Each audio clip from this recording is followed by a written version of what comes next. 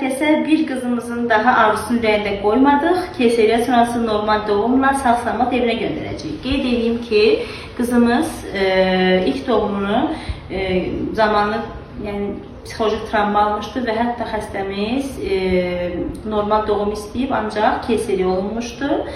Hansı ki, açılma getmir deyə xəstəni keyseriya almışdılar və biz çox doğum arzusu olduğu üçün qızımızın və keyseriyadan qorxduğu üçün dedik ki, səni normal doğum eləyəcəyik. Çünki çanaq müayinəsi normal idi, hər şey qaydasındaydı və bu işimizin də öhdəsindən layiqincə gəldik. Görə bilərsiniz, yaxınlaş. Bu qızımızın birinci keyseriyadan olan yara yerinin izidir. İkincisi normal doğumla gerçəkləşdi. Keyseriya xəttidir. Və ikincisi normal doğumla gerçəkləşdi. Qeyd edeyim ki, hansı bir yırtığı olmadı. Sadəcə profilaktik amansıya biz kiçik bir epizotomiya açdıq. O da necə bir şeydir? Yəni hansı yaxşı? Normal doğum mu, keyseriya mı? Normal doğum. Normal doğum. Sən bu keyseriya normal doğum